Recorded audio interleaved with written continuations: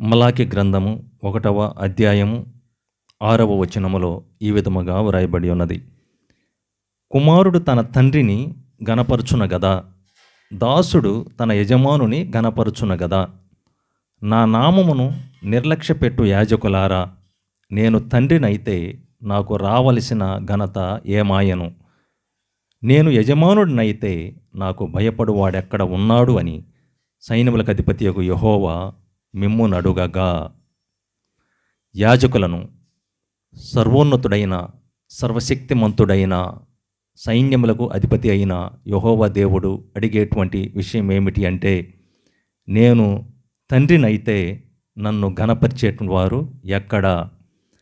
నేను యజమానుడనైతే నాకు భయపడువారు ఎక్కడా అని అడుగుచున్నారు. తండ్రికి మహిమ కలగాలి, ఘనత కలగాలి. ఆయన యజమానుడు కాబట్టి ఆయనకు లోబడాలి. దేవుడు మనకు సమయాన్ని అనుగ్రహించారు. తన మహిమలో మనలను సృష్టించుకొని ఉన్నారు, తన రూపంలో సృష్టించుకొని ఉన్నారు, తన మహిమ కొరకు సృష్టించుకొని ఉన్నారు, తన మహిమను మనకు ఇచ్చేటువంటి దేవుడై ఉన్నారు.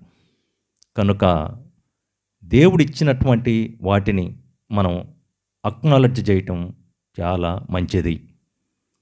6 దినాలను మన ఉపయోగం కొరకు వినియోగించుకొంచు ఉన్నాం. 7వ దినాన్ని దేవుడు పరిశుద్ధపరిచారు, ప్రత్యేకపరిచారు, ఘనమైనదిగా ఎంచమని ఆయన ఆజ్ఞాపించడం జరిగింది.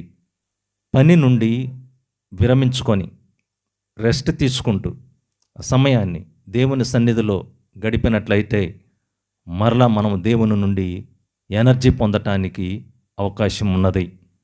దేవుని యొక్క మాటకు లోబడి దేవుణ్ణి గణపరిచిన వారం అవుతాం.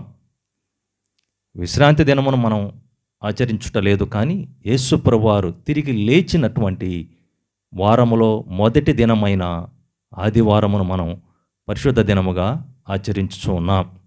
కనుక ఎవ్వరు కూడా నిర్లక్ష్యము చేయకుండా, ఎటువంటి సాకులు చెప్పకుండా, దేవుడు అనుగ్రహించినటువంటి సమయాన్ని బట్టి ఆయనకు కృతజ్ఞతాస్తుతులు చెల్లిస్తూ ఆయనను మహిమపరచవలసిన సమయము, దినం. కనుక నచ్చినప్పుడు దేవుని మందిరానికి వెళ్ళటం, నిర్లక్ష్యంగా లాస్ట్ వెళ్ళి అక్కడ కనపడితే చాలు అన్న దృక్పథముతో వెళ్ళకుండా, దయచేసి మీకు అందరికీ కూడా నేను ప్రేమతో తెలియజేసేటువంటి విషయం ఏమిటి అంటే, నీవు, నీ కుటుంబము, నీ బంధువులు అందరూ కూడా దీంపబడాలి అంటే, గొప్పగా ఆశీర్వదింపబడాలి అంటే, హృదయం ముందు సంతోషించాలి అంటే, నిజముగా ప్రత్యేకమైన రీతిలో లోకములో కనపడాలి అంటే దేవుని యొక్క మాటకు లోబడటం మంచిది.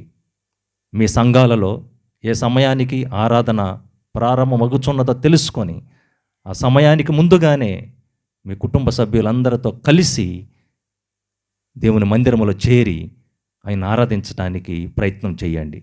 గొప్పగా దేవుడు దీవిస్తాడు.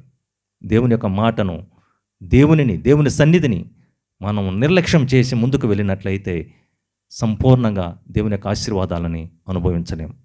దయచేసి ప్రతి ఒక్కరు కూడా పరిశుద్ధ దినాన దేవుని యొక్క మందిరములో చేరి ఆ గొప్ప దేవుని కీర్తించి కొనియాడుచు దీంపబడాలని నేను ప్రేమతో మీకు తెలియజేయచ్చు ఉన్నాను. Thank you very much.